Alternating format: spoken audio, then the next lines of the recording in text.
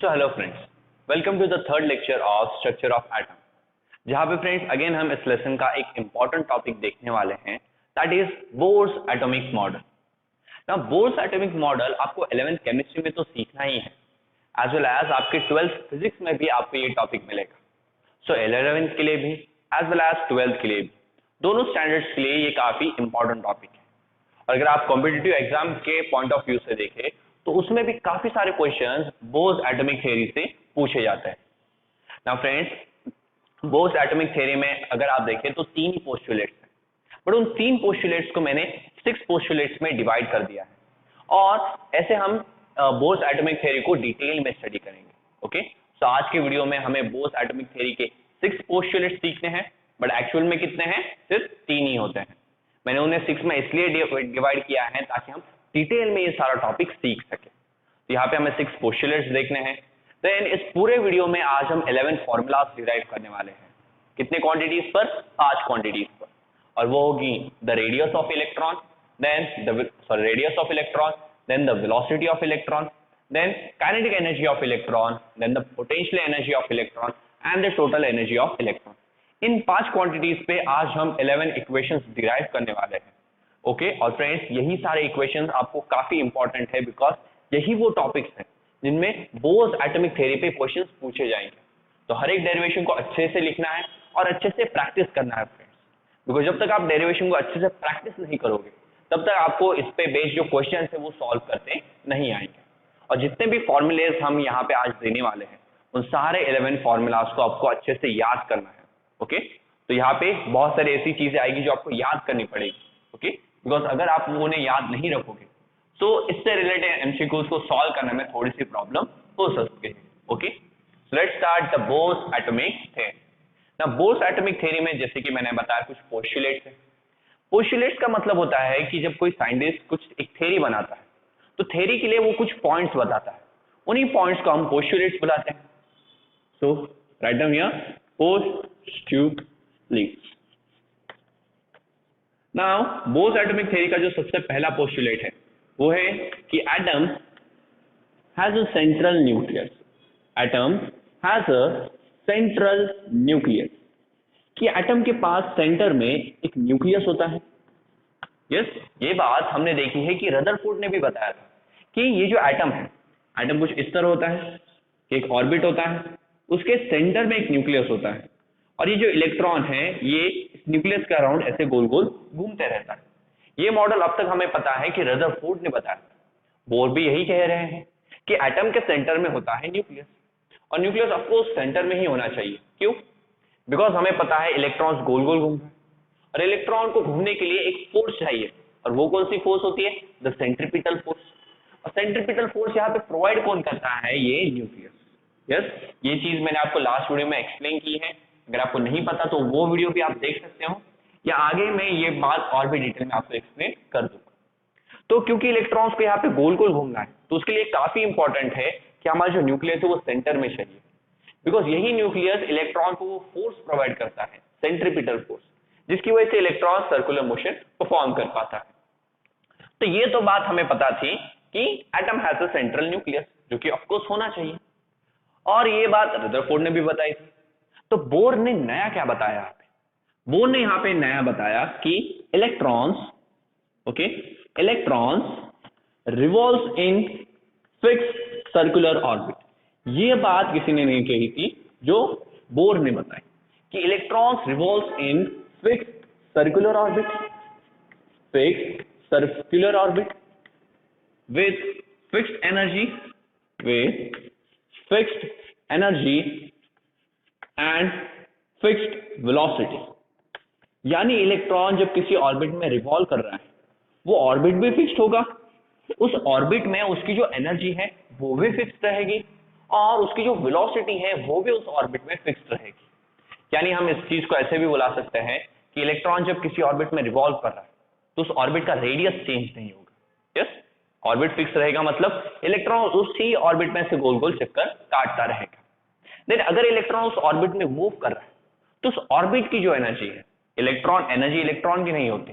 Okay, electron जिस orbit में है उस ऑर्बिट की एनर्जी होती है। ओके, सो इलेक्ट्रॉन जिस ऑर्बिट में है उसकी एनर्जी फिक्स्ड रहेगी, यानी उस ऑर्बिट की एनर्जी को आप चेंज नहीं कर सकते। या आप ऐसा बोल सकते हो कि ऑर्बिट की जो एनर्जी है वो कांस्टेंट रहेगी, correct, as well as velocity भी कांस्टेंट रहती है। अब वेलोसिटी तो इलेक्ट्रॉन की होगी, यानी इलेक्ट्रॉन जब किसी ऑर्बिट में से गोल गोल घूम रहा है तो वो फिक्स्ड वेलोसिटी से घूमेगा, यस, ना ही उसकी वेलोसिटी इंक्रीज होगी ना ही वेलोसिटी डिक्रीज होगी। तो ये बात बोल्स ने बताई थी। सी रदरफोर्ड ने ये हमें नहीं बताया। रदरफोर्ड ने क्या बताया, इलेक्ट्रॉन्स गोल गोल घूमते हैं, बट कैसे गोल गोल घूमते हैं, किन ऑर्बिट्स में गोल गोल घूमेंगे, ये हमें नहीं बताया था। वो बात बताई बोर्स ने। नाउ इसी चीज को उन्होंने और अच्छे से स्पेसिफाई किया, जिसे हम बुलाते हैं Bohr's quantization condition. Okay, Bohr's quantization condition, ये अगेन एक काफी इंपॉर्टेंट पॉइंट है, बिकॉज यहाँ पे वो क्लियरली बताते हैं कि इलेक्ट्रॉन्स किन किन ऑर्बिट्स में रिवॉल्व कर सकता है। तो इलेक्ट्रॉन सर्कुलर ऑर्बिट में तो रिवॉल्व करता है, बट बोर ने एक खास बात बताई कि इलेक्ट्रॉन सारे सर्कुलर ऑर्बिट्स में रिवॉल्व नहीं करेगा, वो जिन सर्कुलर ऑर्बिट्स में रिवॉल्व कर रहा है वो भी फिक्स्ड है। तो उसके लिए उन्होंने दी क्वांटाइजेशन कंडीशन। अभी वो क्वांटाइजेशन कंडीशन क्या थी कि electron can revolve only in those orbits for which its angular momentum, okay, L यानी कि होता है एक्चुअली L का मतलब होता है angular momentum. So for which it's angular momentum, electron का एंगुलर मोमेंटम है इसलिए Le। So for which its angular momentum is equals to the integral multiple of h upon 2 pi. Yes, किसी electron का जो एंगुलर मोमेंटम है that is L। The angular momentum ये आप 12th में ही सीखने वाले हो, यस, वो भी हम फिजिक्स में देखेंगे। सो एंगुलर मोमेंटम इलेक्ट्रॉन का कितना चाहिए, a integral multiple of h upon 2 पाई। तो जिस ऑर्बिट के लिए इलेक्ट्रॉन का एंगुलर मोमेंटम h अपॉन 2 पाई का एक इंटीग्रल मल्टीपल है, उसी ऑर्बिट्स में वो इलेक्ट्रॉन रोटेट कर सकता है या रिवॉल्व कर सकता है, यस। अभी इंटीग्रल मल्टीपल का यहां मीनिंग क्या है, इंटीग्रल मल्टीपल का मीनिंग है कि इलेक्ट्रॉन का जो एंगुलर मोमेंटम है वो 1 अपॉन 1 इंटू एच बाई 2 पाई होना चाहिए, या 2 इंटू एच बाई 2 पाई होना चाहिए, या 3 इंटू एच अपॉन 2 पाई होना चाहिए। यानी यहाँ पे आप होल नंबर्स ही ले सकते हो या नेचुरल नंबर्स ही ले सकते हो, आप 1.5 2.5 ऐसा नहीं ले सकते। तो इन सब को हम बुलाते हैं द इंटीग्रल मल्टीपल। जैसे जब अगर आप ये चौक लेने जाओ तो आप पूरा एक ही चौक बाय करोगे, यस, या 10 चौक बाय करोगे या 20 चौक बाय करोगे, क्या आप एक और आधा चौक बाय करते हो क्या, नहीं। तो अब इस चौक के इंटीग्रल मल्टीपल्स में चौक को ले रहे हो, 1 या 2 या 3, यस। तो इंटीग्रल मल्टीपल का मतलब है कि उस वैल्यू को नेचुरल नंबर से मल्टीप्लाई करना, यस, फ्रैक्शन से नहीं, ना ही पॉइंट से।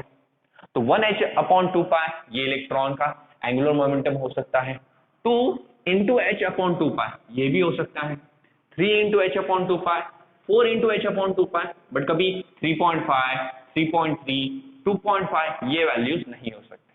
और यहाँ पे n क्या है, तो n इज एक्चुअली लिखते हैं इंटीजर, बट एक्चुअली वो positive integer. Okay, what is n, तो n इज पॉजिटिव इंटीजर, और n को असल में हम नंबर ऑफ शेल भी बुलाते हैं। व्हाट इज n, तो n is the number of shell. आज हम जितने भी फॉर्मूलेज देखने वाले हैं उन सारे फॉर्मूलेज में आपको n मिलेगा, और वो n हमेशा क्या होगा, it is the number of shell, yes. यहाँ पे हमें अभी हमें पता है कि किसी एटम में बहुत सारे शेल होते हैं, तो हर एक शेल का जो नंबर होता है वो n होता है। अगर मैं फर्स्ट शेल की बात करूं तो n की वैल्यू 2 पुट कर दो, तो फर्स्ट शेल में इलेक्ट्रॉन का एंगुलर मोमेंटम कितना होगा, 1 इंटू एच अपॉन 2 पाई। अगर हम सेकेंड शेल की बात करें तो n की वैल्यू 2 रख दो, तो सेकेंड शेल के लिए इलेक्ट्रॉन का एंगुलर मोमेंटम होगा 2 इंटू एच अपॉन 2 पाई। तो जिन ऑर्बिट्स के लिए इलेक्ट्रॉन का एंगुलर मोमेंटम ये हो सकता है, उन्हीं ऑर्बिट्स में हमारा जो इलेक्ट्रॉन है वो रिवॉल्व कर सकता है, अदरवाइज वो किसी और ऑर्बिट्स में रिवॉल्व नहीं करेगा। ये आपको याद रखना है। now सर एंगुलर मोमेंटम क्या होता है, तो जैसे कि मैंने बताया एंगुलर मोमेंटम को यहाँ पे हम डिटेल में डिस्कस नहीं करेंगे, बिकॉज ये रोटेशनल मोशन वाला टॉपिक है और वो भी फिजिक्स का, तो वहां आपको ये समझ में आएगा। यहाँ पे मैं आपको बता देता हूँ कि जो एंगुलर मोमेंटम होता है it is equals to r into bar P. Yes, it is equals to bar R into bar, जहां बार पी क्या है, तो बार पी उस पार्टिकल का मोमेंटम है जो पार्टिकल सर्कुलर मोशन परफॉर्म कर रहा है। यानी यहाँ पे कौन है, सी, ये सर्कल का सेंटर, क्या गया सर्कल, ये सर्कल का रेडियस आर, ये हमारा पार्टिकल है जिसका मास m है, और ये पार्टिकल एक v वेलोसिटी से इस सर्कल में मूव कर रहा है। तो हमारे पास एक पार्टिकल है जिसका मास m है, वो पार्टिकल सर्कुलर मोशन परफॉर्म कर रहा था एक ऐसे सर्कल में जिसका रेडियस क्या है r, और उस पार्टिकल की वेलोसिटी कितनी है v। तो यहाँ पे ये जो r है, ये जो r है, ये असल में क्या है, इस सर्कल का रेडियस है। और क्योंकि यहाँ पे हमें लीनियर मोमेंटम भी चाहिए, तो उस पार्टिकल का मास भी है और इनटू उसकी वेलोसिटी, तो ये फॉर्मूला होता है ऑफ एंगुलर मोमेंटम। ये फॉर्मूला किसका है, एंगुलर मोमेंटम। अगर आप देखें तो यहाँ पे मैं लिख सकता हूँ bar L is equals to bar R into, मुझे बताओ लीनियर मोमेंटम का फॉर्मूला क्या होता है, मास इंटू वेलोसिटी। तो यहाँ मैं लिख सकता हूँ M into bar V, correct, ऐसा भी लिख सकता हूँ। या सी एम स्केलर तो उसे पीछे ले लेते हैं और इसे ऐसा कर देते हैं कि bar R into bar V into M, ऐसा भी इसे लिख सकते हैं। यस ना, अगर आप देखें यहाँ पे आप दो वेक्टर्स को मल्टीप्लाई कर रहे हैं, और अब तक फिजिक्स का पहला लेसन दैट इज वेक्टर तो आपका हो ही गया होगा, तो आपको पता है ये वेक्टर प्रोडक्ट है।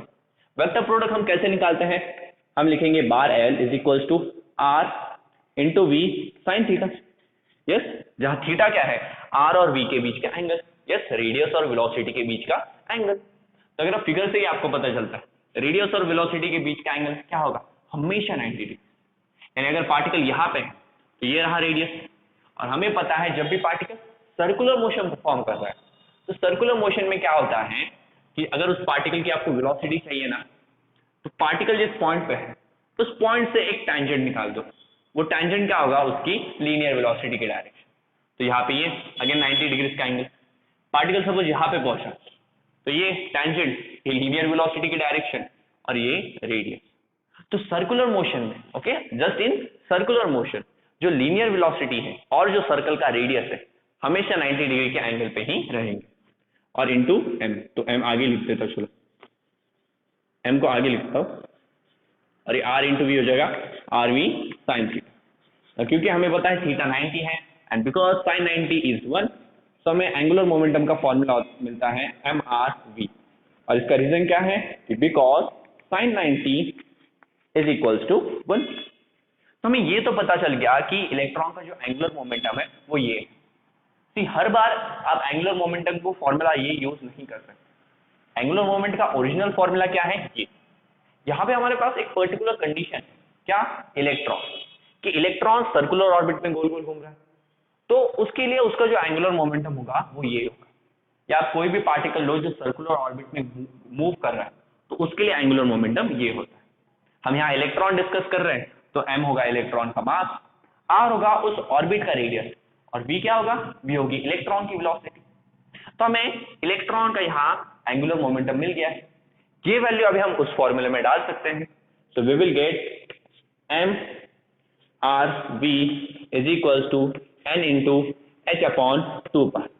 सो इसे हम बुलाते हैं द बोर्स क्वांटाइजेशन कंडीशन, और ये आज का हमारा पहला इक्वेशन था।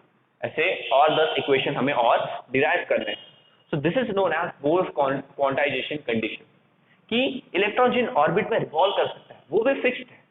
यस, इलेक्ट्रॉन किसी भी ऑर्बिट में रिवॉल्व नहीं करेगा, इलेक्ट्रॉन उसी ऑर्बिट में रिवॉल्व करेगा जिसके लिए उसकी एंगुलर मोमेंटम किसके इक्वल है, it is equal to the integral multiple of h upon 2 pi, जहां पे मैंने लास्ट लेक्चर में ही बताया कि h क्या है, प्लैंक्स कांस्टेंट, इसकी वैल्यू कितनी होती है 6.636 इंटू 10⁻34 जूल सेकेंड। तो ये कांस्टेंट की वैल्यू भी आपको याद करनी है। सो ये है हमारी क्वांटाइजेशन कंडीशन।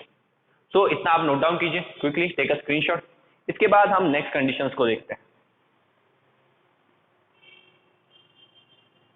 ओके, सो हमें यहाँ पे ये तो समझ में आ गया कि इलेक्ट्रॉन जिन ऑर्बिट में रिवॉल्व कर सकता है वो भी फिक्स्ड है। अभी जब इलेक्ट्रॉन रिवॉल्व कर रहा है, यस, इलेक्ट्रॉन कैसी मोशन परफॉर्म करेगा, सर्कुलर मोशन। अभी सर्कुलर मोशन परफॉर्म करने के लिए उसे चाहिए सेंट्रीपिटल फोर्स। तो सेंट्रीपिटल फोर्स आ कहाँ रही है, आ कहाँ से रही है, तो सी है, okay, electron the necessary centripetal force, okay, the necessary, FCP का मतलब होता है centripetal force, okay, the necessary centripetal force is given by the electrostatic force of attraction, is given by the electrostatic force of attraction between electron and nucleus. Electron और nucleus के बीच का जो attraction, okay, किसके बीच का attraction? Electron and nucleus. तो electron and nucleus के बीच का जो अट्रैक्शन है, तो उस अट्रैक्शन की फोर्स को हम क्या बुलाते हैं? Electrostatic force of attraction. किसके बीच? इलेक्ट्रॉन एंड न्यूक्लियस के बीच. तो बिटवीन लिख देता हूं यहां पे, बिटवीन इलेक्ट्रॉन एंड न्यूक्लियस. तो ये जो फोर्स है, ये फोर्स हमारे इलेक्ट्रॉन को सेंट्रीपिटल फोर्स दे रही है, और जिस सेंट्रीपिटल फोर्स की वजह से वो सर्कुलर मोशन परफॉर्म कर सकता है. बिकॉज सी हमें पता है, सपोज ये सर्कल है, ये सर्कल का सेंटर वो मानते हैं, चलो इसे, ये सर्कल का रेडियस r, और यहाँ पे एक पार्टिकल है जिसका मास क्या है? m. तो अगर इस पार्टिकल को सर्कुलर मोशन परफॉर्म करनी है, तो सर्कुलर मोशन परफॉर्म करने वाले पार्टिकल को हमेशा एक फोर्स लगती है, और वो फोर्स किस डायरेक्शन में होनी चाहिए? वो फोर्स होनी चाहिए टुवर्ड्स द सेंटर. ये मैंने आपको लास्ट लेक्चर में भी बताया. क्या करो ये समझने के लिए, एक थ्रेड लो, ली थ्रेड, ओके, उसके एक साइड स्टोन बांधो, और थ्रेड का जो दूसरा एंड है वो अपने हाथ में रखो, और जस्ट क्या करो, स्टोन का ऐसे जोर जोर से घुमाओ. ओके, अभी आप जब स्टोन को ऐसे जोर जोर से घुमाने लगोगे, या ऐसे सामने रखे घूम, आप क्या देखोगे कि ये जो स्टोन है ये सर्कुलर मोशन परफॉर्म कर रहा है, यानी स्टोन सर्कल में मूव कर रहा है. अभी अगर स्टोन मूव कर रहा है यानी स्टोन मोशन में, मोशन के लिए लगती है एक फोर्स. तो यहाँ पे फोर्स आ कहां से रही है? तो अगर आप नोटिस करोगे, आप उस स्टोन को घुमा रहे हो और आपका हाथ कहाँ होगा? उस सर्कल के सेंटर में. यानी आप सेंटर से उस स्टोन को फोर्स प्रोवाइड कर रहे हो, जिसकी वजह से वो गोल गोल घूम रहा है, और इस फोर्स की जो डायरेक्शन है वो आपके हाथ की तरफ, यानी टुवर्ड्स द सेंटर. तो इस फोर्स को हम बुलाते हैं द सेंट्रीपिटल फोर्स, और सेंट्रीपिटल फोर्स का फॉर्मूला होता है mv²/r. यस, करेक्ट है. ये जो पार्टिकल है इसकी कुछ वेलोसिटी भी होगी, ये v वेलोसिटी से मूव कर रहा होगा. तो एक ऐसा पार्टिकल जो सर्कुलर मोशन परफॉर्म कर रहा है एक सर्कल में जिसका रेडियस r है, और उस पार्टिकल की वेलोसिटी क्या है? v. तो उसकी सेंट्रीपिटल फोर्स होती है mv²/r. तो ये सेंट्रीपिटल फोर्स इलेक्ट्रॉन के केस में कौन दे रहा है? बिकॉज इलेक्ट्रॉन में भी ऐसा ही है कुछ स्ट्रक्चर. सी, ये इलेक्ट्रॉन का ऑर्बिट, ये हमारा न्यूक्लियस, और ये रहा हमारा इलेक्ट्रॉन. यहां पे भी अगर आप देखें तो इलेक्ट्रॉन यहाँ पे सर्कुलर मोशन परफॉर्म कर रहा है. तो इस इलेक्ट्रॉन को सर्कुलर मोशन परफॉर्म करने के लिए ऐसी सेंट्रीपिटल फोर्स तो चाहिए, अदरवाइज सर्कुलर मोशन पॉसिबल नहीं. हाँ, ये याद रखो, ये फोर्स अगर गायब है तो सर्कुलर मोशन भी गायब. अगर सर्कुलर मोशन है तो ऐसी फोर्स चाहिए ही, इसके बगैर सर्कुलर मोशन हो ही नहीं सकती, because this is the cause of circular motion. इसके वजह से सर्कुलर मोशन होती है. तो ये गायब तो सर्कुलर मोशन भी गायब. तो इलेक्ट्रॉन अगर सर्कुलर मोशन परफॉर्म कर रहा है तो उसे ये फोर्स दे कौन रहा है? तो ये फोर्स आती है इलेक्ट्रॉन और न्यूक्लियस के बीच जो इलेक्ट्रोस्टैटिक फोर्स ऑफ अट्रैक्शन है उससे. सी, फिजिक्स में आगे जाके आप ये फॉर्मूला सीखोगे कि अगर हमारे पास दो चार्जेस, एक चार्ज है Q1 और दूसरा चार्ज है Q2, इन दोनों चार्जेस के बीच का जो डिस्टेंस है वो कितना है? r. तो ये दोनों चार्जेस अगर सेम चार्जेस हुए तो एक दूसरे को रिपेल करेंगे, अपोजिट चार्जेस हुए तो एक दूसरे को अट्रैक्ट करेंगे. तो ये जो फोर्स ऑफ अट्रैक्शन है या जो फोर्स ऑफ रिपल्शन है, उसका फॉर्मूला हमें पता है कि F is equal to 1/4πε0 into Q1 Q2 upon r. तो इतनी फोर्स ऑफ अट्रैक्शन या इतनी फोर्स ऑफ रिपल्शन इन दोनों चार्जेस के बीच हो. एंड वन मोर इंपॉर्टेंट है, जब आप यहाँ पे चार्ज की वैल्यू डालें तो साइन के साथ ही डालनी. अगर कोई चार्ज नेगेटिव है तो उसकी माइनस साइन डालो, कोई चार्ज पॉजिटिव है तो उसकी प्लस साइन डालो. तो इन चार्जेस को विद साइन ही आपको यूज करना है. अगर आप ये फॉर्मूला देखोगे तो ग्रेविटेशन का भी हमने फॉर्मूला देखा है कि ग्रेविटेशनल फोर्स ऑफ अट्रैक्शन कितना होता है? G m into M upon r square. Correct. जहां m और m ये हमारे दो मासेस हैं, उन दोनों के बीच का डिस्टेंस क्या होता है? r. और g क्या है? हमारा कांस्टेंट. तो ये ग्रेविटेशनल फोर्स का फॉर्मूला है जहां पे दो मासेस के बीच अट्रैक्शन होता है. यहाँ पे क्या है? दो चार्जेस के बीच अट्रैक्शन. तो दोनों फॉर्मूला कंपेयर करो, सेम दिखेंगे. यहाँ दो मासेस है, यहाँ पे दो चार्ज है, यहाँ पे रेडियस है, यहाँ पे भी r का स्क्वायर है. यहाँ पे g कांस्टेंट है तो यहाँ पे 1/4πε0 कांस्टेंट. जहां epsilon naught it is known as permittivity of free space. ये क्या है, ये सारी चीजें फिजिक्स का टॉपिक है, तो हम वहां पे स्टडी करेंगे। तो ये तो आपको समझ में आ गया कि इलेक्ट्रोस्टैटिक फोर्स ऑफ अट्रैक्शन का फॉर्मूला ये होता है। बट इस केस में वो फॉर्मूला क्या होगा? तो इस केस में हमारे चार्ज कौन है? एक तो ये इलेक्ट्रॉन है माइनस ई चार्ज वाला, और मुझे बताओ प्रोटॉन पे कितना चार्ज होता है? लास्ट लेक्चर में हो चुका है। तो इलेक्ट्रॉन और प्रोटॉन पे सेम चार्ज होता है, इसमें माइनस ई होता है, तो जस्ट प्रोटॉन पे क्या होता है? प्लस ई चार्ज होगा। साइंस अलग होती है, चार्ज की वैल्यू सेम होती है। मुझे बताओ न्यूक्लियस में कितने प्रोटॉन्स होते हैं? Equal to the atomic number. Yes, atomic number होता क्या है? Number of protons. तो न्यूक्लियस का जो टोटल चार्ज होगा वो नंबर ऑफ प्रोटॉन्स इनटू एक प्रोटॉन पे कितना चार्ज। यस, इसे हम क्या बुलाते थे? Nucleus charge. ये मैं लास्ट लेक्चर में काफी अच्छी तरह से एक्सप्लेन कर चुका हूं। तो यहाँ पे ये दोनों हमारे चार्जेस है, तो जस्ट फॉर्मूले में Q1 और Q2 की जगह ZE और E हमें पुट करना है। तो यहाँ पे जो हमारा फोर्स ऑफ अट्रैक्शन है वो किसके इक्वल हो जाएगा? या मैं यहाँ पे E लिखता हूँ, yes, electrostatic force of attraction, वो इक्वल हो जाएगा 1/4 pi epsilon not into Q1 क्या है? तो Q1 को हम ZE मानते हैं, इनटू Q2 क्या है? तो Q2 इलेक्ट्रॉन का चार्ज है, दैट इज माइनस ई। तो इंपॉर्टेंट बात, मैं यहाँ पे चार्जेस साइन के साथ ले रहा हूँ, तो आपको भी साइन के साथ ही लेना है, अपॉन नाउ न्यूक्लियस और इलेक्ट्रॉन के बीच का जो डिस्टेंस है उसे r कंसीडर कर लो। सो अपॉन क्या हो गया? ये r²। यस, अगर आप इसे और सिंप्लीफाई करें तो ये हो जाएगा 1/4 pi epsilon not into E into E square हो जाएगा। सो ZE² अपॉन r², और यहाँ पे माइनस चार्ज। तो ये होता है the electrostatic force of attraction between the nucleus and the electron. और यहाँ पे यही फोर्स है जो क्या कर रही है? सेंट्रीपिटल फोर्स हमें प्रोवाइड कर रही है।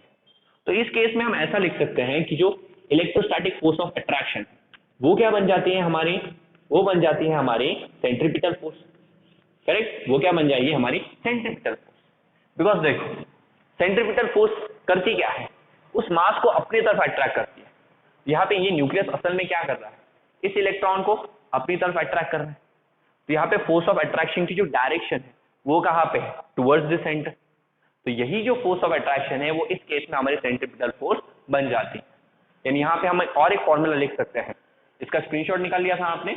ओके, तो यहाँ पे हमें और एक फॉर्मूला मिलता है कि आइए फर्स्ट फॉर्मूला मैं यहाँ पे साइड में लिख लेता हूँ कि हमें फर्स्ट फॉर्मूला क्या मिला था? First equation mvr is equal to n into h upon 2 pi. This was our first equation. अभी आपको सेकेंड इक्वेशन मिलेगी, yes, the electrostatic force is equal to the centripetal force. तो इलेक्ट्रोस्टैटिक फोर्स क्या है? 1/4 pi epsilon naught is equal to into ZE upon r² is equal to centripetal force that is mvr। Correct. तो ये आपको एक formula मिलता है, या ये एक नया इक्वेशन आपको मिलता है। तो यहाँ पे आप क्या डाल दो? Equation number 2। Okay, now see इस इक्वेशन में मैं साइन इंक्लूड नहीं कर रहा हूँ, तो वो क्यों नहीं इंक्लूड कर रहा हूँ ये आपको बाद में समझ में आएगा। जनरली यहाँ पे हम माइनस साइन देते हैं, बट रेडियस और वेलोसिटी के केस में हम माइनस साइन यूज नहीं करेंगे। ओके, बाकी एनर्जीज के केस में वहां पे हम माइनस साइन यूज कर सकते हैं, बिकॉज सी रेडियस लेंथ है, लेंथ कभी नेगेटिव नहीं होगी। तो उस केस में हम ये माइनस साइन निकाल देंगे, जैसे हम वैल्यू लेंगे। यस, तो ये आपको याद रखना है, ये आपका सेकंड फॉर्मूला, इसे भी आप साइड में नोट डाउन कर लीजिए।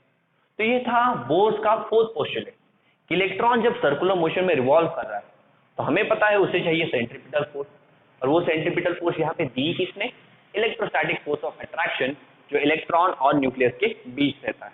ओके, नाउ नेक्स्ट पॉइंट है हमारा फिफ्थ पॉइंट, दैट इज, इसके बाद हम हमारे सारे डेरिवेशन स्टार्ट करेंगे, और वीडियो के एंड में मैं आपको लास्ट पोस्टुलेट बताऊंगा, यानी लास्ट पॉइंट बताऊंगा, दैट इज यहाँ पे लिखे कि इलेक्ट्रॉन कैन नॉट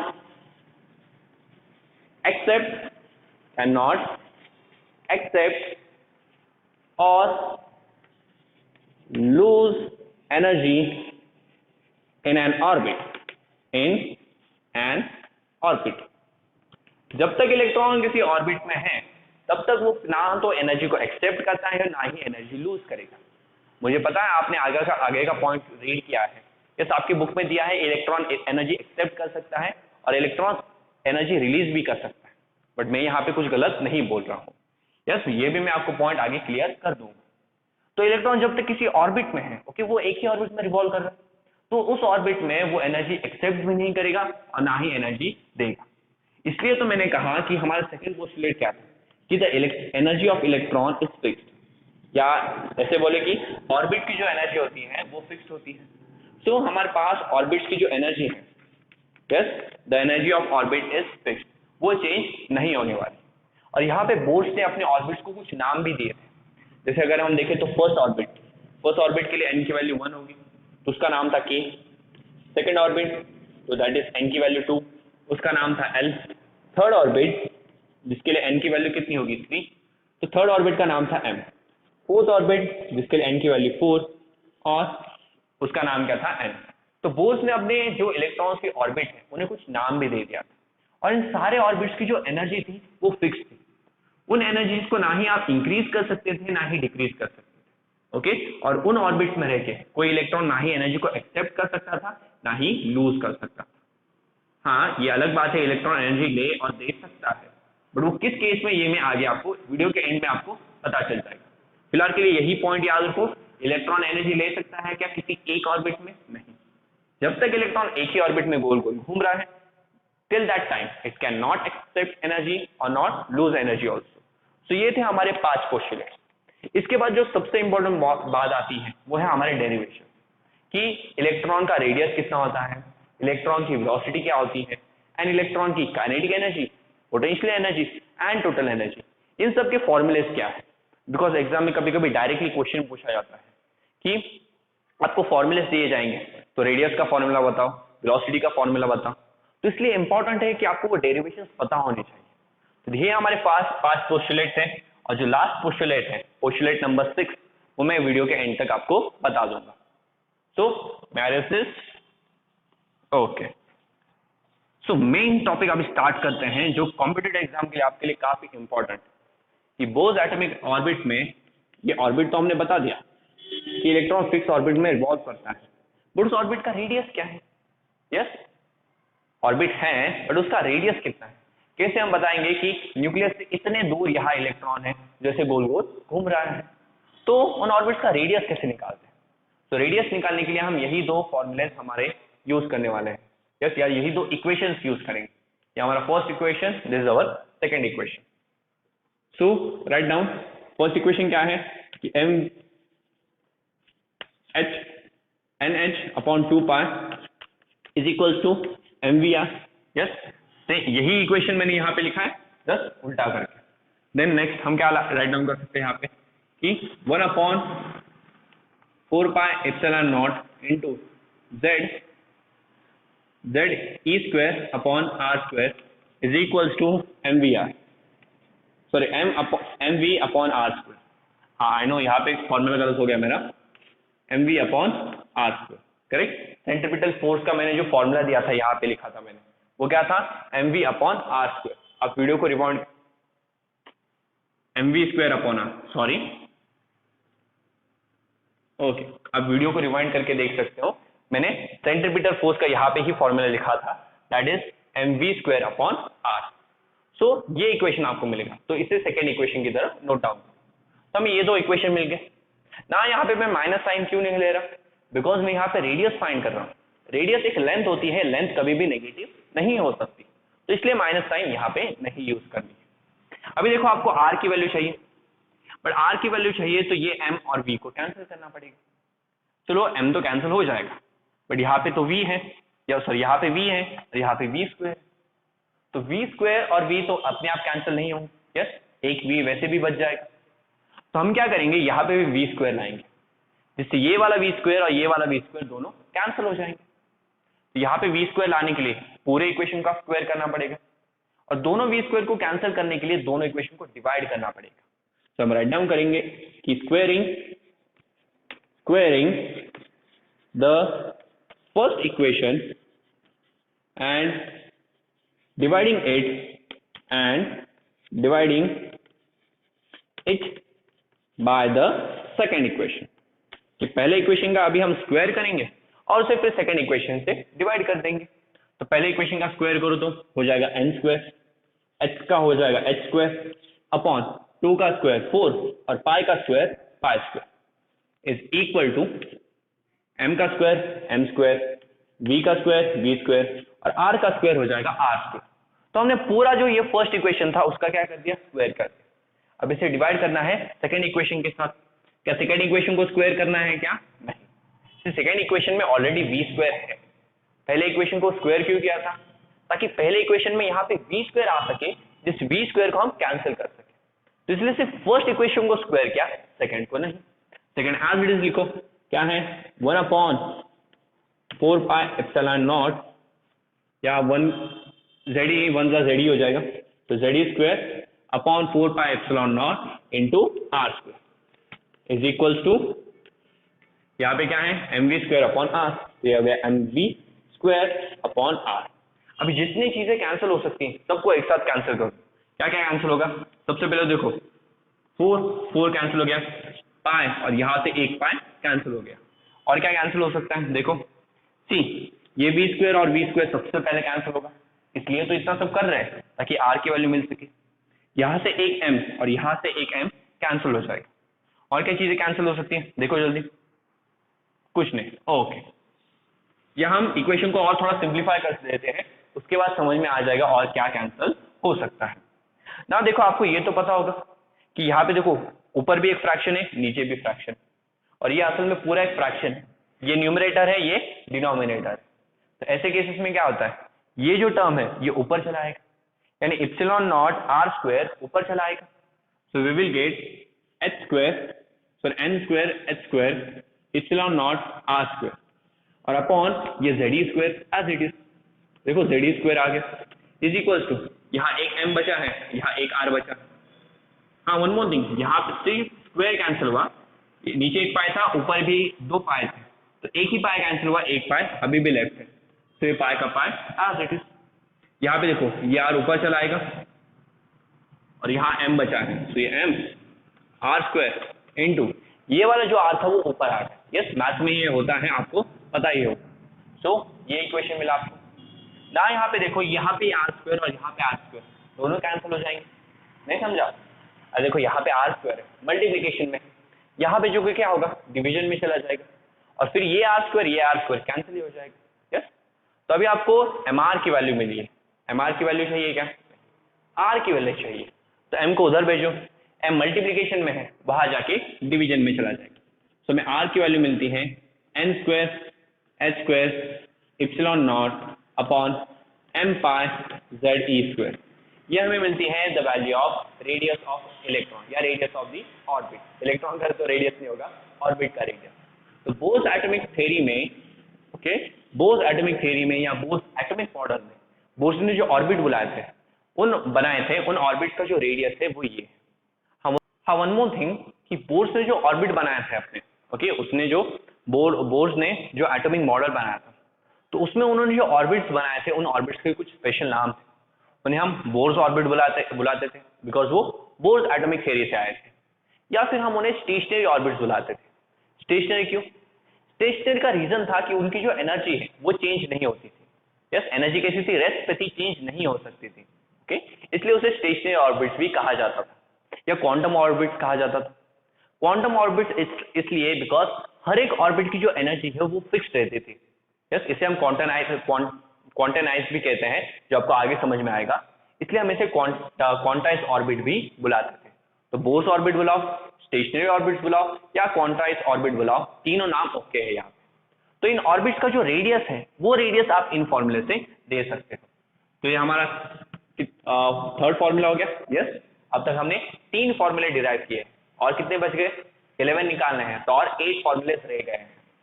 यहाँ पे अगर आप देखें, इसी इक्वेशन को मैं ऐसे लिखूं क्या? R इज इक्वल ना, मुझे बताओ n क्या है? ये क्या होता है? Number of shell. H constant है, प्लैंक्स कांस्टेंट। इप्सिलॉन नॉट ये भी कांस्टेंट होता है। इलेक्ट्रॉन का mass constant, pi constant. E क्या होता है? इलेक्ट्रॉन का चार्ज, ये भी कांस्टेंट। तो यहाँ पे जितनी कांस्टेंट टर्म से क्या मैं उन्हें एक साइड ले सकता हूँ? ऑफकोर्स ले सकता हूँ। तो H स्क्वायर एक साइड आ गया, इप्सिलॉन नॉट एक स्क्वायर आ गया, एक साइड आ गया, m एक साइड, पाई एक साइड, ई स्क्वायर एक साइड। तो जस्ट इतनी ही constant terms into n upon z, okay, n square upon z। तो देखो ये सारे टर्म्स कांस्टेंट है, ये सारे टर्म्स को मैंने एक तरफ ले लिया है। अभी इन सब की मैंने वैल्यूज पुट की और इसकी h की वैल्यू पुट की, एप्सिलॉन नॉट की वैल्यू पुट की, इलेक्ट्रॉन का मास पुट किया, पाई की वैल्यू पुट की और इलेक्ट्रॉन का चार्ज पुट किया। इन सब की वैल्यूज यहाँ पे पुट करके मुझे इसकी जो वैल्यू मिली है वो वैल्यू मिली है 5.29। यस, कितनी मिली है? 5.29। ये एक्चुअल वैल्यू है, बट कभी कभी इस वैल्यू को राउंड ऑफ कर लिया जाता है और वैल्यू रीड की जाती है 5.3। हमारी बुक में 5.29 ही दिया है, तो आप वही वैल्यू यूज करो। ओके, मैं इसे यहाँ पे राउंड ऑफ करके लिख रहा हूँ ना। एग्जाम में डिपेंड करता है आपको कौन सी वैल्यू दी जाएगी। कभी कभी अगर आप क्वेश्चन सॉल्व करो तो वहां पे बोला जाता है कि आपको यहाँ पे वैल्यू लेनी है 5.3। यस, वहां पे दिया जाएगा a इज इक्वल टू 3। तो इस पूरे इस ब्रैकेट को हम a कंसिडर करते हैं। आपकी बुक में जो a दिया है ना, वो a असल में ये, वो डायरेक्टली वैल्यू पुट नहीं की है, इतना बड़ा प्रूफ है उसके पीछे, और वहां से आपको a की वैल्यू मिली है। तो वो वैल्यू कितनी है? 5.29। कभी कभी 5.3 भी लिखी जाती है कुछ बुक्स में। तो क्वेश्चन सॉल्व करते वक्त जो वैल्यू दी है वो यूज करो, और वैल्यू अगर नहीं दी हो तब ये वैल्यू यूज करो into n square upon z। तो इस तरह से आप किसी भी ऑर्बिट का रेडियस फाइंड कर सकते हो। यस, किसी भी ऑर्बिट का जस्ट n की वैल्यू यानी उस ऑर्बिट का नंबर पुट करना है और इस फॉर्मूले में वो वैल्यू डाल देनी है। यहाँ पे z क्या है? तो z है उस एलिमेंट का एटॉमिक नंबर। यस, अगर आप हाइड्रोजन के लिए फाइंड कर रहे हो तो z की वैल्यू 1 हो जाएगी, हीलियम के लिए 2, लिथियम के लिए 3 एंड बेरिलियम के लिए 4। तो इससे आप किसी भी एटम और किसी भी शेल का रेडियस फाइंड कर सकते हो। तो इस तरह हमें ये एक शॉर्टकट मिल गया and that is our fourth formula. तो चलो इसका एप्लीकेशन भी करके देखते हैं। यानी इससे हम हाइड्रोजन के जो पहले कुछ ऑर्बिट्स है ना उनका रेडियस फाइंड करते हैं। तो ये रेज करूं मैं? Okay, let me raise this.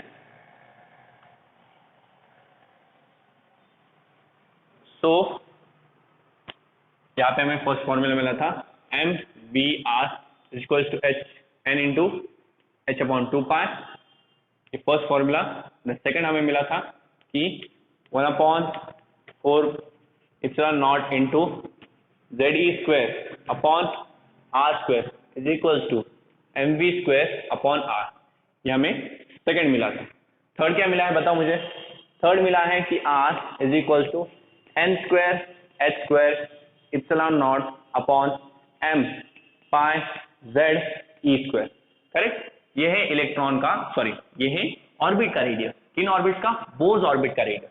और इसी की जगह और एक फॉर्मूला मिला है कि r is equals to 5.29 into n square, जहां पे n क्या है? n उस ऑर्बिट का नंबर है जिस ऑर्बिट का रेडियस आप फाइंड कर रहे हो, अपॉन z, z उस एलिमेंट का एटॉमिक नंबर है जिस एलिमेंट के ऑर्बिट का आप रेडियस फाइंड कर रहे हो।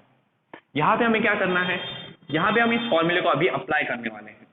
यानी जो हाइड्रोजन है हमारा, उस हाइड्रोजन के पहले कुछ ऑर्बिट्स का रेडियस निकालेंगे। तो फॉर हाइड्रोजन ना, अगर हम हाइड्रोजन की बात कर रहे हैं तो फॉर हाइड्रोजन z की वैल्यू तो क्या हो जाएगी? 1 हो जाएगी।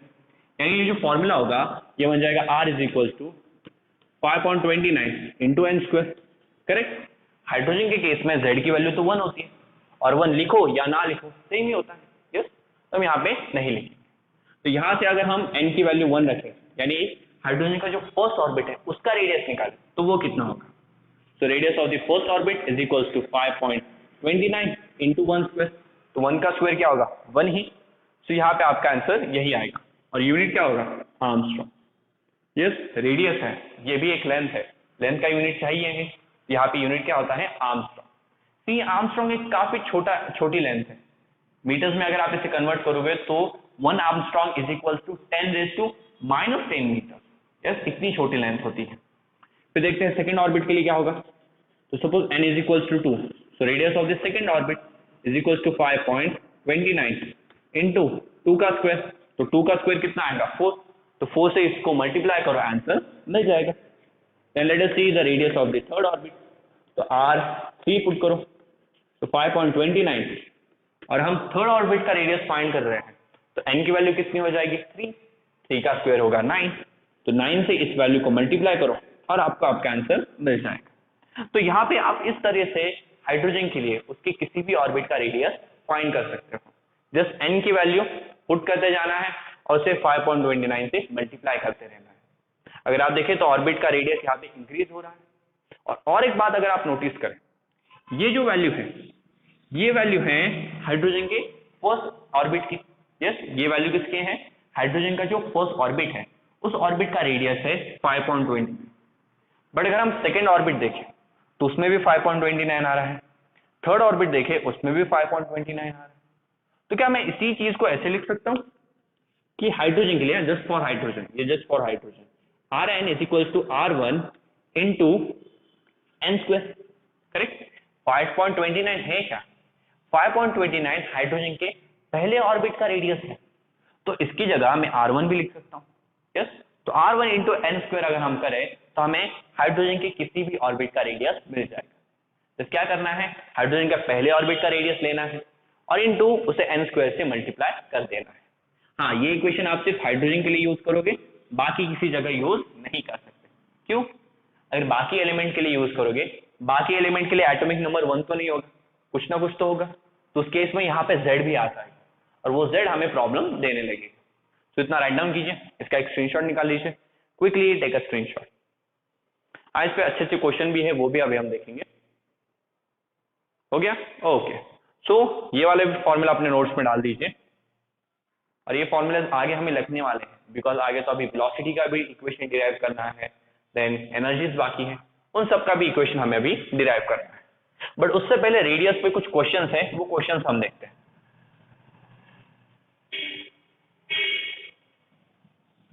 जैसे यहाँ पे पहला क्वेश्चन हमें दिया है कि whose radius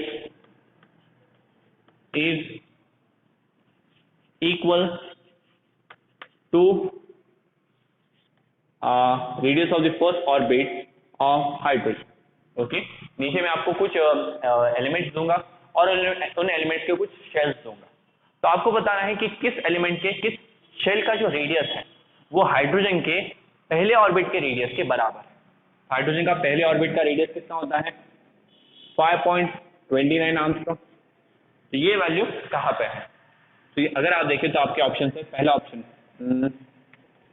एटॉमिक शेल 2 और लिथियम। तो लिथियम के लिए Z की वैल्यू भी यहाँ पे लिख देता हूँ 3, then beryllium 2, 4, then neon second shell और एटॉमिक नंबर उसका भी 2, और फोर्थ ले लो बोरॉन। ओके, तो यहाँ पे देखो मैंने कुछ एलिमेंट्स दिए हैं और अपने एलिमेंट्स के कुछ शेल्स दिए हैं। इसमें से आपको बताना है कि किस शेल का रेडियस हाइड्रोजन के पहले ऑर्बिट के रेडियस को इक्वल है। यानी यहाँ पे किसका रेडियस 5.29 एंगस्ट्रॉम है ना। यहाँ पे अगर आप देखोगे ये सब के सब एलिमेंट अलग है, इनके लिए Z की वैल्यू 1 नहीं होगी, तो ये वाला फॉर्मूला हमें यूज करना पड़ेगा, that is R2। Yes, n की वैल्यू 2 है तो is equals to 5.29 into n square. तो n स्क्वायर क्या है? 2 का स्क्वायर अपॉन Z। तो Z की वैल्यू कितनी है यहाँ पे? लिथियम का एटॉमिक नंबर होता है 3, तो Z की वैल्यू कितनी आएगी? 3। तो आपको यहाँ सीधे सीधे पता चल रहा है ये 4 हो जाएगा, 4/3 इंटू 5.29 करोगे आपको ज्यादा आंसर आएगा, तो ये गलत है। ओके, यहाँ पे देखो radius of the second orbit is equal to 5.29 into orbit क्या है? n, सॉरी ऑर्बिट क्या है? 2 का स्क्वायर 4, और बेरिलियम का एटॉमिक नंबर कितना होता है? 4। तो 4 1 जा कैंसिल, आपका आंसर मिल गया। तो बेरिलियम का जो सेकंड ऑर्बिट है उस सेकंड ऑर्बिट का रेडियस और हाइड्रोजन के फर्स्ट ऑर्बिट का जो रेडियस है वो दोनों ही सिमिलर होते हैं। ओके, तो यहाँ पे बी ऑप्शन हमारा करेक्ट होगा, बाकी को सॉल्व करने की जरूरत नहीं पड़ी। तो ऐसे टाइप के क्वेश्चन बोर्ड्स में as well as competitive exam में आपसे पूछे जा सकते हैं रेडियस से रिलेटेड, इसलिए आपको पता होना चाहिए कि फॉर्मूला क्या है रेडियस का। तो ये फॉर्मूला तो आपके बुक में दिया है, फिर मैंने ये वाला फॉर्मूला क्यों बताया? कभी कभी क्वेश्चन इस तरह से पूछा जाता है कि हमारे पास एक ऐसा पार्टिकल है जिसका मास इलेक्ट्रॉन के डबल है, यानी मास को क्या कर दिया? डबल कर दिया, और सपोज उसका चार्ज इलेक्ट्रॉन के चार्ज के आधा है, उस केस में उसके ऑर्बिट का रेडियस क्या होगा? तो मास को डबल कर दिया, इलेक्ट्रॉन्स की चार्ज को हाफ कर दिया, उस केस में आपको रेडियस फाइंड करना है। तो वहां पे तो ये शॉर्टकट लगा नहीं पाओगे, उस केस में क्या करना पड़ेगा? फॉर्मूला ही लगाना पड़ेगा। तो सी आपसे सारे क्वेश्चन सॉल्व हो, ये मेरा मोटो है। जस्ट कुछ ही क्वेश्चन सॉल्व हो गए अगर आपको ये सिर्फ शॉर्टकट पता है। फॉर्मूले से आप हर टाइप का क्वेश्चन सॉल्व कर सकते हैं। यस, एग्जाम में इस टाइप से भी क्वेश्चन पूछे जाते हैं, जब इलेक्ट्रॉन का मास वो चेंज करके दे देंगे, बोलेंगे कि इलेक्ट्रॉन के बजाय दूसरा पार्टिकल है जिसका मास इलेक्ट्रॉन के डबल है और चार्ज इलेक्ट्रॉन के आधा है, उस पार्टिकल का रेडियस क्या होगा, तो ये फॉर्मूला सब यूज करना पड़ेगा, इससे तो सॉल्व ही नहीं होगा। सो इतना नोट डाउन कीजिए। यस, काफी अच्छा क्वेश्चन था, उसे नोट डाउन कीजिए। हाँ, वन मोर पॉइंट यहाँ पे मैं बताऊं यहाँ पे बताना है कि बोर्स की जो एटॉमिक थ्योरी है वो सिर्फ हाइड्रोजन के लिए एप्लीकेबल है। ये हम limitations of Bohr's atomic model में सीखने वाले हैं, बट अभी भी बता देता हूँ। अगर आप आपके बुक में टाइटल देखें तो वो टाइटल क्या है, Bohr's atomic model of hydrogen, क्योंकि बोर्स की जो सारे थ्योरी है वो सिर्फ हाइड्रोजन के लिए ट्रू है और हाइड्रोजन लाइक स्पीशीज के लिए ट्रू है, यानी ऐसी स्पीशीज जो हाइड्रोजन के लिए जैसी दिखती हैं।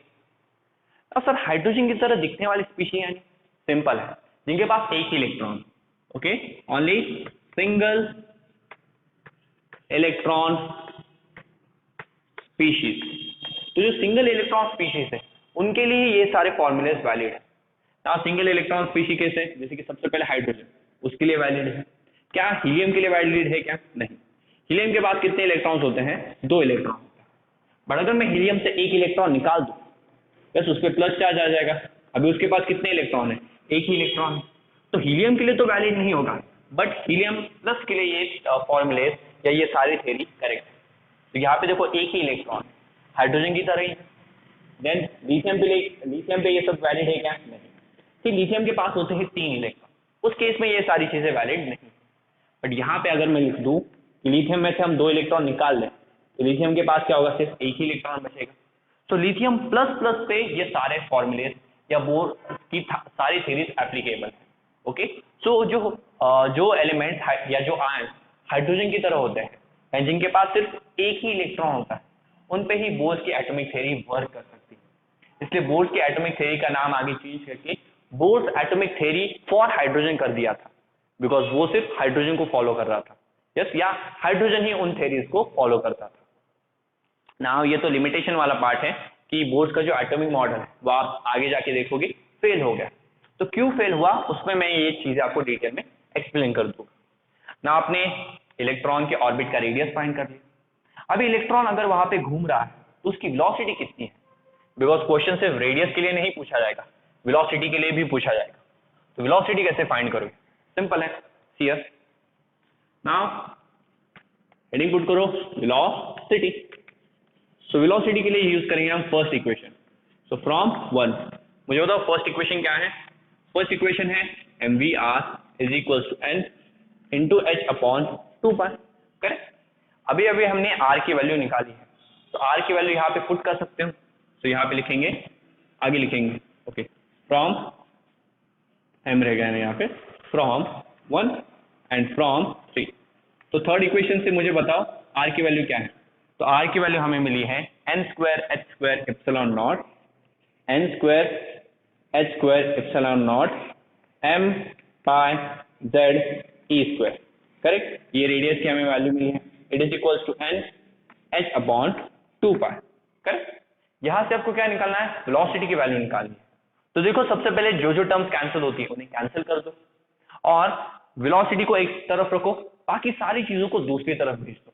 इस तरह से आप वेलोसिटी की वैल्यू निकाल लोगे।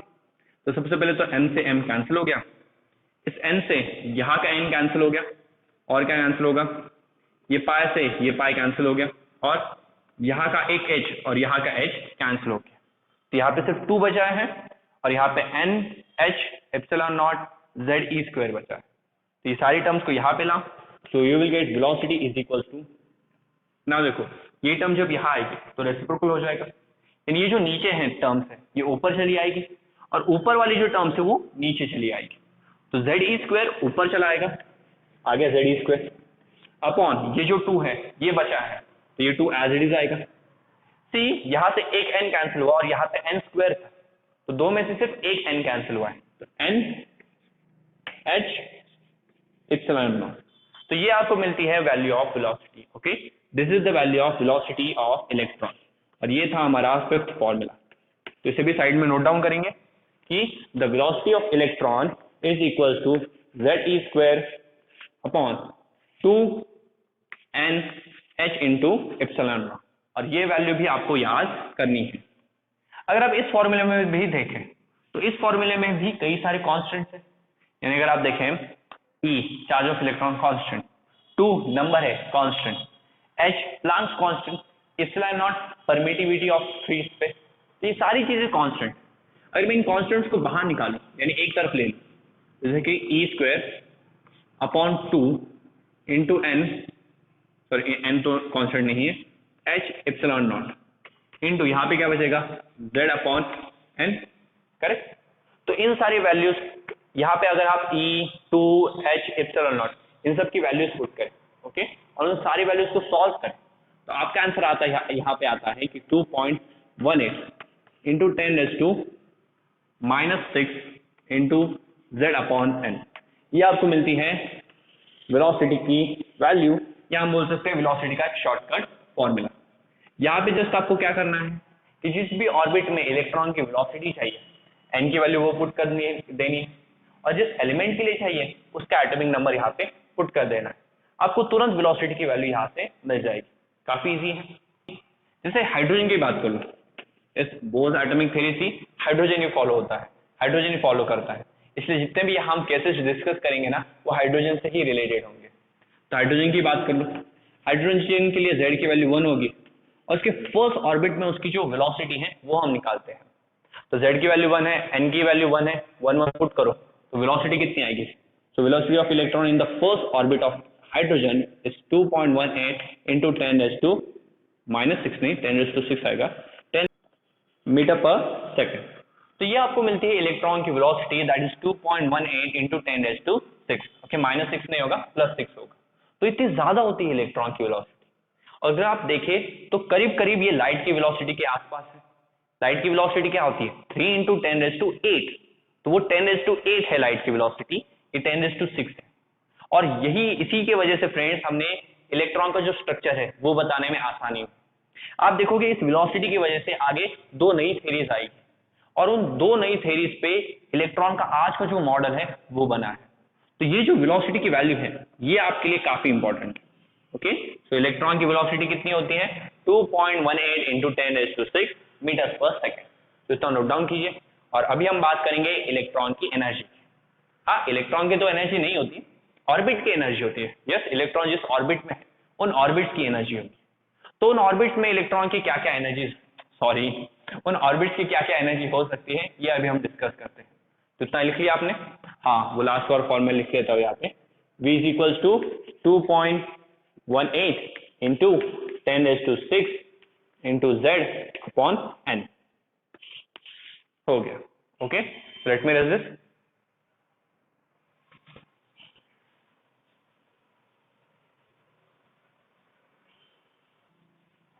Okay, now let us discuss the energies.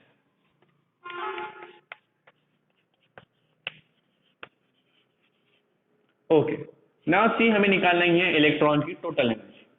अब याद रखो टोटल एनर्जी बनती है काइनेटिक एनर्जी और किसी ऑब्जेक्ट की पोटेंशियल एनर्जी को ऐड करके। हमेशा याद रखो अगर किसी भी ऑब्जेक्ट की किसी भी पार्टिकल की टोटल एनर्जी चाहिए तो 2 एनर्जीज को ऐड करना पड़ेगा। कौन सी 2 एनर्जीज, एक होगी उसकी काइनेटिक एनर्जी और दूसरी होगी उसकी पोटेंशियल एनर्जी। यहाँ पे हमारा ऑब्जेक्ट कौन है, इलेक्ट्रॉन। क्या इलेक्ट्रॉन मोशन में है, ऑफ कोर्स मोशन में है। तो क्योंकि वो मोशन में है उसके पास है काइनेटिक एनर्जी, और पोटेंशियल एनर्जी इसलिए है बिकॉज वहां पे इलेक्ट्रॉन और न्यूक्लियस के बीच एक फोर्स ऑफ अट्रैक्शन है। उससे जब भी आपके पास 2 चार्जेस होंगे, ओके, दोनों पॉजिटिव चार्ज हो या दोनों नेगेटिव चार्ज हो या एक पॉजिटिव हो या एक नेगेटिव चार्ज हो, इन चार्जेस में एक फोर्स ऑफ अट्रैक्शन होती है या फिर फोर्स ऑफ रिपल्शन होगी।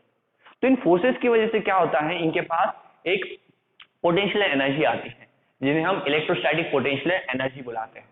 हाँ, ये टॉपिक अगेन आपके फिजिक्स का है और वो भी 12th स्टैंडर्ड का टॉपिक है। तो इसका जो पूरा प्रूफ है वो वहां पे आप पढ़ने वाले हो, मैं यहाँ पे जस्ट इसका फॉर्मूला दूंगा, ओके। तो याद रखो जब भी 2 चार्जेस ऐसे पास पास में रखे ना, हमेशा उनमें पोटेंशियल एनर्जी होती है। जो क्यों आती है, बिकॉज वो दोनों चार्जेस एक दूसरे पे फोर्स लगाते हैं, उस फोर्स की वजह से उनमें पोटेंशियल एनर्जी आ जाती है। तो यहाँ पे सबसे पहले हम काइनेटिक एनर्जी निकालेंगे जो क्यों आ रही है, कि इलेक्ट्रॉन इस ऑर्बिट में है और इस ऑर्बिट में वो v वेलोसिटी से मूव कर रहा है, यानी इलेक्ट्रॉन मोशन में है। इसकी वजह से उसके पास आ गई एक काइनेटिक एनर्जी। काइनेटिक एनर्जी का फॉर्मूला क्या होता है, सबको पता है, 1/2 mv²। यस, नाउ वेलोसिटी की वैल्यू तो हमारे पास है, वो पुट करो यहाँ पे। सो 1/2 m इंटू v, तो v की वैल्यू क्या है, z e² upon 2nh epsilon naught और इसका ब्रैकेट होल स्क्वायर। अब अगर हम इसे सॉल्व करें तो 1/2 m z का स्क्वायर z², e² का स्क्वायर हो जाएगा e⁴ अपॉन 2 का स्क्वायर 4, n का स्क्वायर n², h का स्क्वायर h² और एप्सिलॉन नॉट का स्क्वायर एप्सिलॉन नॉट स्क्वायर। अब यहाँ पे होगा क्या, 4 2 8 हो जाएगा, तो ये हो जाएगा 1/8 into m z² e⁴ upon n² h² epsilon not. ये मिलती है हमें इलेक्ट्रॉन की काइनेटिक एनर्जी।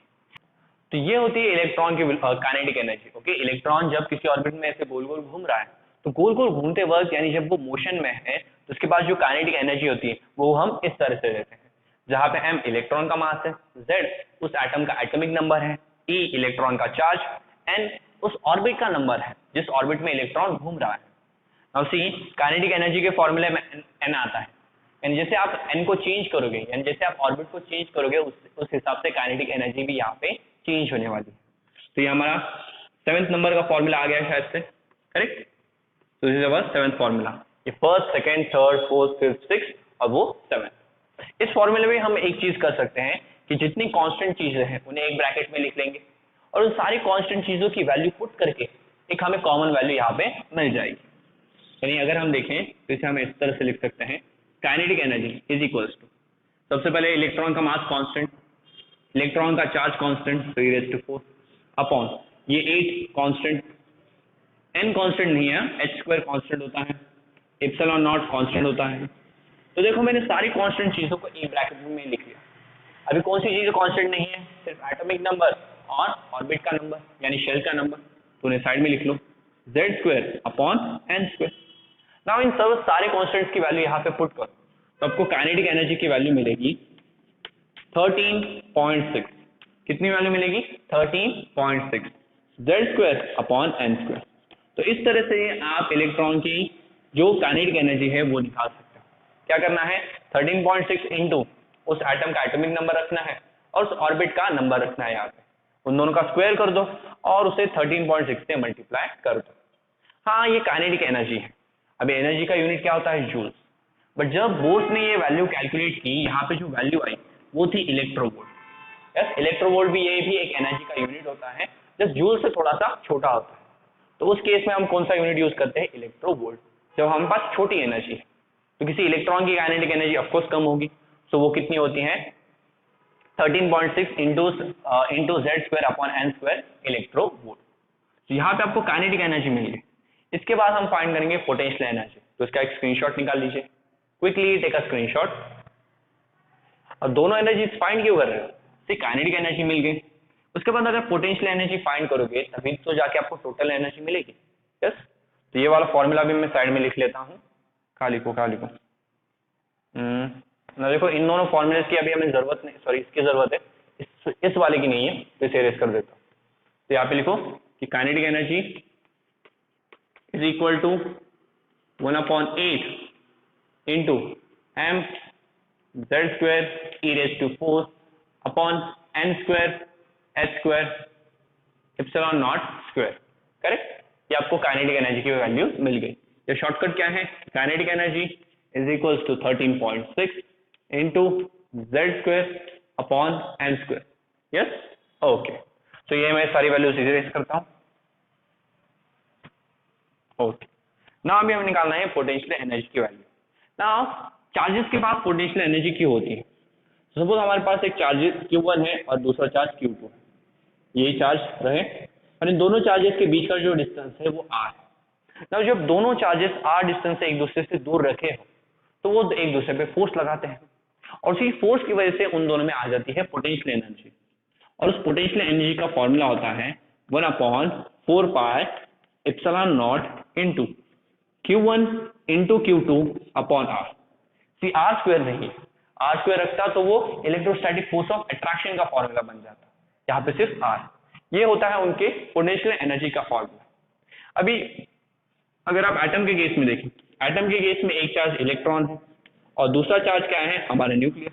यस, इलेक्ट्रॉन पे कितना चार्ज होता है, माइनस ई, और पूरे न्यूक्लियस पे कितना चार्ज होगा, तो प्लस ई, सॉरी जेड ई।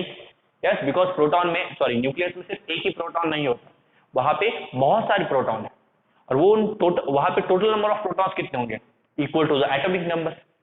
तो एटॉमिक नंबर जितने प्रोटॉन्स है तो टोटल चार्ज कितना होगा, Z इंटू ई, और ई क्या है, एक प्रोटॉन का चार्ज।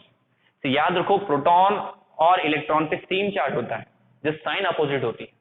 तो ये प्लस ई, सॉरी ये प्लस ई, ये माइनस ई, दोनों की वैल्यू सेम है, जस्ट चार्जेस अपोजिट। तो ये वैल्यूज यहाँ पे पुट करो, आपको पोटेंशियल एनर्जी की वैल्यू मिलती है 1/4 पाई एप्सिलॉन नॉट। Q1 क्या है, माइनस ई। सी मैंने बताया है कि जब भी चार्जेस ले रहे हो उन्हें साइन के साथ लेना है, तो यहाँ पे माइनस ई इंटू Q2 क्या है, plus E upon R. Now हमारे पास ऑर्बिट का रेडियस का फॉर्मूला है, यस हमारे पास आर का फॉर्मूला है ये। बट अगर आप देखो यहाँ पे आर कैसा है, अपॉन में है, तो उससे होगा क्या, ये फॉर्मूला हम डायरेक्ट नहीं पुट करेंगे, क्योंकि आर अपॉन में है तो इस फॉर्मूले को रेसिप्रोकल करना पड़ेगा। हमेशा याद रखें, अगर कोई टर्म अपॉन में है ना, तो उसकी जो वैल्यू है उसे रेसिप्रोकल करके डाल। तो ये जो फॉर्मूला ये रेसिप्रोकल करके हम डालेंगे, ये डिनोमिनेटर बन जाएगा, ये न्यूमरेटर बन जाएगा। तो देखो हमें वैल्यू क्या मिलती है, 1/4 pi epsilon not into E into E square हो जाएगा, so minus Z E square upon ये सब के सब न्यूमरेटर बन जाएंगे, that is m pi Z E square. Okay, और ये सब के सब क्या बन जाएंगे, denominator, that is n square h square epsilon not.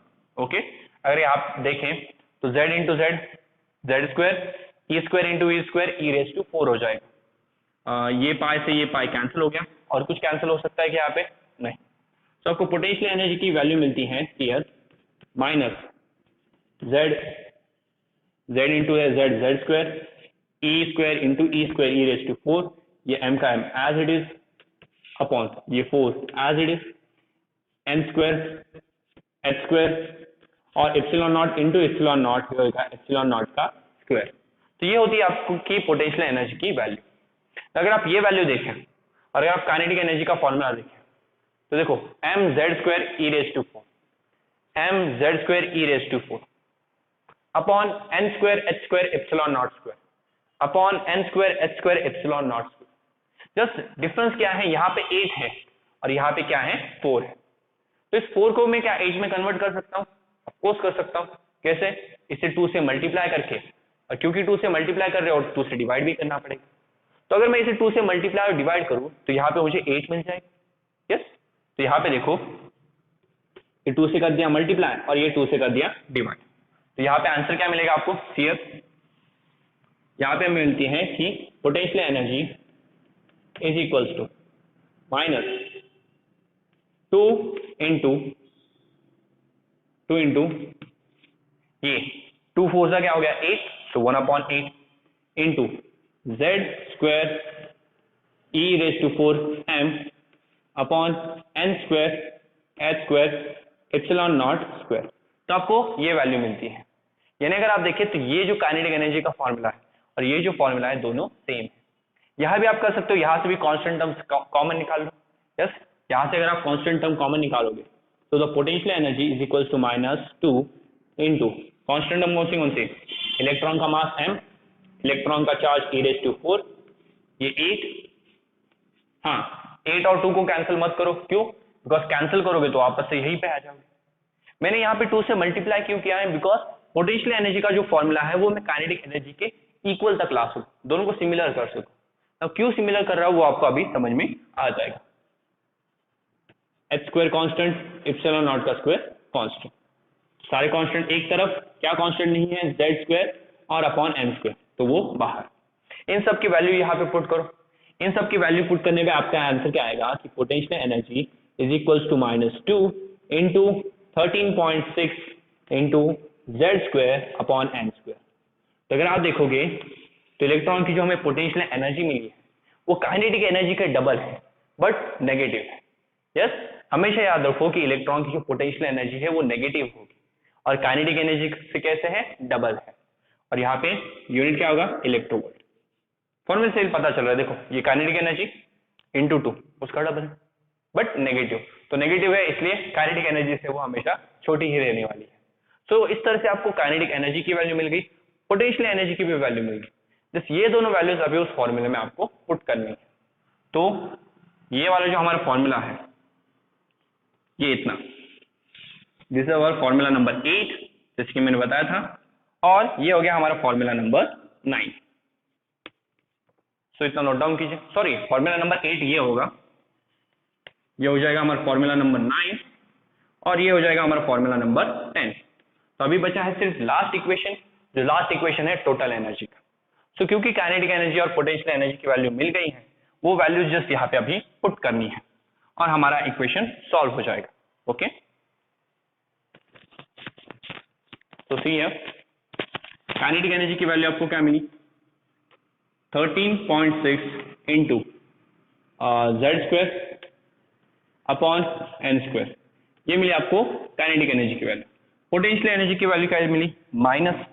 तो देखो पोटेंशियल एनर्जी माइनस है तो माइनस प्लस क्या होगा, minus 2 into 13.6 minus 2 into 13.6 Z² upon n², ये वैल्यू मिली। अगर आप दोनों को माइनस करोगे तो आंसर क्या आएगा आपका, minus 13.6 into Z² upon n²। Correct, ये आपको मिलती है इलेक्ट्रॉन के टोटल एनर्जी की value. Yes, this is the value of the total energy of electron. किसी को अगर ये नहीं समझा कि ये दोनों का सब्सट्रैक्शन ये कैसे आया, तो देखो दोनों में ये टर्म कॉमन है, यहाँ भी 13.6 इंटू Z² अपॉन n², यहाँ पे भी 13.6 इंटू Z² अपॉन n²। तो इसे a समझ लो, तो ये a माइनस 2 इंटू a, जब दोनों को माइनस करोगे आंसर क्या आएगा, माइनस a। तो वही तो मैंने यहाँ पे लिखा है। यस, तो इस तरह से आपको सब्सट्रैक्शन करना है। और ये रहा हमारा last equation, that is equation number 11। Now यहाँ पे एक इंपॉर्टेंट बात है कि ये जो टोटल एनर्जी है ये नेगेटिव क्यों आई। तो सी टोटल एनर्जी नेगेटिव इसलिए है बिकॉज ये नेगेटिव साइन हमें ये बताता है कि जो इलेक्ट्रॉन है वो न्यूक्लियस के साथ जुड़ा हुआ है। ये न्यूक्लियस इस इलेक्ट्रॉन को बाहर जाने नहीं देगा। क्यों, बिकॉज यहाँ पे जो एनर्जी है वो minus 13.6 into Z² upon n² है। यस, इतनी एनर्जी असल में हम ऐसा सकते हैं कि इतना लोन इलेक्ट्रॉन ने न्यूक्लियस से लिया है। यस, इतनी एनर्जी इलेक्ट्रॉन ने न्यूक्लियस से ली है। तो जब तक आप इतनी ही एनर्जी उसे वापस नहीं देते उसका लोन पूरा नहीं होगा और तब तक वो छूट नहीं पाएगा। यस, जब आप किसी से लोन लेते हो, जब तक वो पूरा नहीं करते आप वहां से बाहर नहीं निकल सकते। तो वैसे ही यहाँ पे केस है, इलेक्ट्रॉन में समझो कि इलेक्ट्रॉन ने प्रोटॉन से इतना लोन लिया, इतनी एनर्जी उसने ली है, तो जब तक हम उसे उतनी ही एनर्जी देते नहीं, लोन खत्म नहीं होगा। और जब तक लोन खत्म नहीं होगा इलेक्ट्रॉन बाहर निकल ही नहीं पाएगा। यस, इसलिए हमें पॉजिटिव Cn एनर्जी नेगेटिव है, तो इसे कैंसिल करने के लिए इसे जीरो बनाने के लिए करना पड़ेगा, इतनी ही एनर्जी देनी पड़ेगी बट पॉजिटिव में। तो हम plus 13.6 into Z² upon n² की एनर्जी उस इलेक्ट्रॉन को देंगे ताकि वो इलेक्ट्रॉन की जो टोटल एनर्जी वो जीरो हो सके, उस पे का पूरा लोन खत्म हो सके और वो इजीली बाहर जा सके। तो इस साइन जस्ट इतना ही इंडिकेट करती है कि जो इलेक्ट्रॉन है वो न्यूक्लियस के साथ अब भी जुड़ा हुआ है। यस, इलेक्ट्रॉन ने इतनी एनर्जी न्यूक्लियस से ली है, उस पर इतना लोन है एनर्जी का, वो लोन जब तक इलेक्ट्रॉन पूरा नहीं करता न्यूक्लियस उसे छोड़ने वाला नहीं है। यस, अब भी ये आपको पता ही होगा, जब भी कोई किसी से लोन लेता है जब तक वो लोन पूरा नहीं करता तो जो जिसने लोन दिया है वो छोड़ता नहीं दूसरे आदमी को। तो यही न्यूक्लियस कर रहा है यहाँ पे। न्यूक्लियस की इतनी एनर्जी इलेक्ट्रॉन के पास है। यस, तो न्यूक्लियस इलेक्ट्रॉन को तब तक नहीं छोड़ेगा जब तक उसे अपनी इतनी एनर्जी वापस नहीं मिल जाती। जैसे आप इतनी एनर्जी दे दोगे इलेक्ट्रॉन फ्री हो जाएगा और वो बाहर निकल जाएगा। तो जब भी आपको इलेक्ट्रॉन को निकालना होता है, आयंस बनाने होते हैं, तो आयंस बनाने के लिए हम इतनी ही एनर्जी यूज करते हैं। So this was all about Bohr's atomic theory. Now ये जो फॉर्मूलेज हैं, इन्हीं फॉर्मूले की मदद से बोर्स ने एटॉमिक स्पेक्ट्रम एक्सप्लेन किया है हाइड्रोजन का। हाइड्रोजन का जो एटॉमिक स्पेक्ट्रम है वो कैसे होता है, जिसके बारे में हम नेक्स्ट लेक्चर में बात करेंगे। So thank you very much.